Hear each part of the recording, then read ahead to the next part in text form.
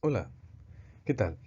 Mi nombre es Ángel Enrique Félix Valenzuela y hoy les voy a hablar sobre las vías de administración farmacológicas y en qué afecta el medio donde se administra el medicamento con su funcionalidad. Pero para esto, permítanme explicarles dos términos muy importantes: biodisponibilidad y el efecto de primer paso. ¿Estos qué nos quieren decir? Primero, la biodisponibilidad. Es el porcentaje del fármaco que llega intacto a la circulación sistémica. ¿Esto qué nos quiere decir? Que cuando tomamos un medicamento contiene esa cierta concentración del fármaco, que dependiendo de diferentes factores puede ser disminuida o mantener 100% de su disponibilidad, a la vez que con el tiempo, como vemos en esta gráfica de aquí, va decayendo su disponibilidad. Ahora, este término va muy relacionado con el efecto del primer paso, que ese se refiere a justo lo que decía, el metabolismo hepático que pasa el fármaco a través antes de llegar a la circulación sistémica. Este suele suceder, por ejemplo, con las vías orales de administración. Cuando tomamos un medicamento, para hacer un ejemplo fácil de entender, va pasando por todo nuestro sistema digestivo. Y como sabemos, en este sistema hay demasiados tejidos que son activamente metabólicos. Entonces van degradando en la concentración de este medicamento, fármaco. Al momento de que llega a la circulación, ya llega a su porcentaje de lo que hablamos de la biodisponibilidad. En este proceso es cuando llega a disminuir.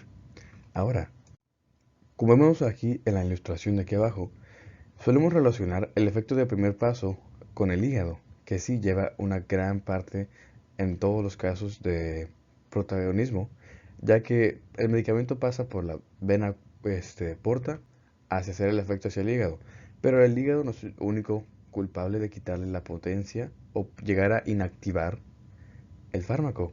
También, como mencionábamos, hay diferentes tejidos activamente metabólicos como los pulmones o otras partes del sistema gastrointestinal que llegan a afectar a esta biodisponibilidad que llega a la sangre. Además, la potencia de esto puede variar de persona en persona, dependiendo de la concentración de proteína plasmática que pueda tener, o igual a la actividad enzimática. Ahora, permítanme hablarles de los diferentes tipos de vía de administración y empezamos por el grupo de vías de administración enteral, las cuales, como dice aquí, son las vías que pasan por el sistema gastroenteral, caracterizado por el efecto de primer paso. Ahora, el ejemplo más común es de la vía oral, que es el que todos conocemos y alguna vez hemos hecho. Esa suele ser la vía más cómoda de usar, ya que es la más práctica y segura y también añadiendo que es más barata, por lo tanto es la más común. Y como mencionábamos, su desventaja y de todo este grupo de administración enteral es el efecto del primer paso, ya que como decíamos, a través del hígado va degradándolo, quitándole su disponibilidad, además de que no se puede, en ciertos casos, en esos casos, dar a pacientes con síntomas de vómito, el cual suele ser una desventaja. Pero para esto hay más tipos. Por ejemplo, la vía sublingual, que esa, de cierta manera, aunque es parte de ese sistema gastrointestinal, gastroenteral, se brinca esos pasos debido a que hay secreciones de vasos sanguíneos que están en esa zona bajo de la lengua, lo cual evita ese efecto de primer paso, teniendo mayor biodisponibilidad y con mayor velocidad. Su desventaja es que no hay muchos medicamentos que utilicen esta vía y además podría causar una irritación en la zona. Ahora, aquí está la vía rectal. Por ejemplo, como ahorita mencionábamos de las personas que pueden tener un síntoma de vómito, esa es otra es opción disponible. Como aquí dice, esta vía es utilizada cuando la vía oral no está disponible. Suele tener una absorción rápida. Las drogas pasan por el estómago y intestino, y aunque no del todo sufre ese efecto del primer paso, de cierta manera sí. Aunque brinca ciertos pasos, sigue afectando. La desventaja, como decíamos, es que es muy incómodo. Yo creo que todos podemos concordar con ello. Además, que pues suele, dependiendo, causar una irritación, también puede ser dependiendo del tipo de fármaco. Además, por ejemplo, así como mencionamos con la vía oral que no puede ser utilizada con pacientes con síntomas de vómito, este no podría ser utilizado con pacientes con síntomas de diarrea. Ahora, otros tipos de vías de administración, la parenteral. Los cuales no pasan por el sistema gastroenteral, no pasan ni por el intestino ni por la boca, eso van directamente generalmente al sistema sanguíneo. Entonces, es lo que les da una gran biodisponibilidad. Entonces, aquí lo que varía es la parte de la piel, en este caso, que suele ser inyectado, porque las vías de administración parenteral se suelen caracterizar porque son las inyecciones que todos conocemos. Entonces, como decíamos, cuando es el efecto de primer paso, hace todo ese proceso degradando el fármaco, pasando por el hígado y otros tejidos metabólicos, quitando el efecto hasta que llega a la sangre. Pero en este caso, en este tipo de vía de administración, llega directamente a la sangre sin pasar ningún tipo de efecto de primer paso. Y en este caso te presento, por ejemplo, la vía intraarterial. Y este caso es cuando va directo a la arteria, como su nombre lo menciona. Y suele ser utilizado para tratar tumores localizados porque te da más precisión y puede ser directo a la zona afectada. Pero en este caso, dependiendo del fármaco, puede tener vías de escape, pues puede, como es tan directo, puede que el medicamento o el fármaco no vaya a las zonas que deseamos y puede ocasionar efectos tóxicos. Aquí otra de las más conocidas y más comunes de utilizar es la de intravenosa, que va directamente a la luz de la vena. Pues, le da una biodisponibilidad al medicamento del 100%. Ahora, no siempre esto puede ser bueno, porque en esos casos de repente hay sustancias que no queremos que estén en nuestro sistema.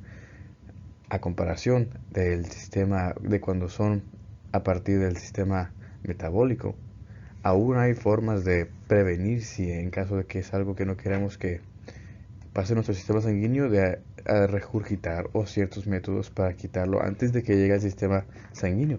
Pero al momento de que está en ese sistema sanguíneo ya no hay manera de quitar ese efecto. O sí lo hay, pero no suelen ser tan comunes, son más peligrosas o dolorosas en otros casos.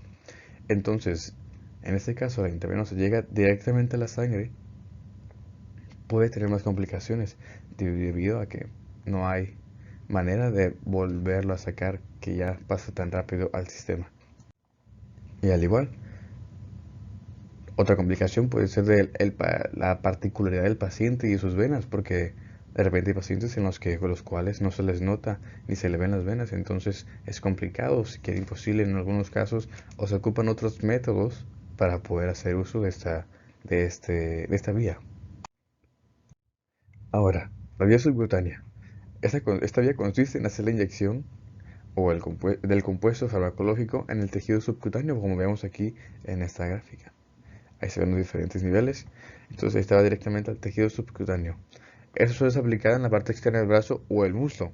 Y es muy eficaz porque tiene una absorción eficiente y rápida. Como mencionábamos, no pasa por el efecto del primer paso, pero puede tener ciertas reacciones debido a esto. Y además, no se pueden administrar sustancias tan irritantes, como en este caso de la vía intramuscular, que aquí es la inyección a un tejido altamente vascularizado. Esa es la común inyección que va a la zona del glúteo, ¿no? Aunque hay más zonas altamente vascularizadas. Pero aquí sí puedes inyectar ciertas sustancias ya más irritantes. En este caso hay una complicación muy grande, debido a que en esta zona del glúteo suele estar el nervio ciático. Entonces, si se hace una inyección con una práctica errónea, que la persona que se está inyectando no sabe o tiene correcto conocimiento, pues te puede provocar una parálisis al momento de dañar ese nervio. Entonces hay que tener mucho cuidado y utilizar los diferentes métodos que se nos ejemplifican para poder hacer un buen uso de este método. Ahora, la vía intradérmica. Esa es la última en este grupo de vías, aquí como podemos ver los diferentes que íbamos mencionando. Esta va a nivel de la dermis y pues la ventaja es que es igual una reacción bastante rápida y, como decíamos, precisión en la zona necesaria. La desventaja es que puede ser cierto complicado debido a que, pues como sabemos, la piel es muy delgada y es muy fácil el pasarse a las diferentes capas. Entonces ya hace que el médico tenga cierta práctica y conocimiento para poder hacer una efectiva inyección para hacer esta vía. Ahora mencionamos otras que también son importantes, pero estas que mencioné antes son las más comunes. Esas son las otras diferentes que igual son importantes, pero ya menos escuchadas, como la vía tópica, que es así como las cremas, geles, inhalatoria, que es como el oxígeno, las mascarillas de oxígeno, intraperitoneal, intrapleural, intracardíaca, intralinfática e intraósea, siendo que sus nombres nos ejemplifican muy claramente.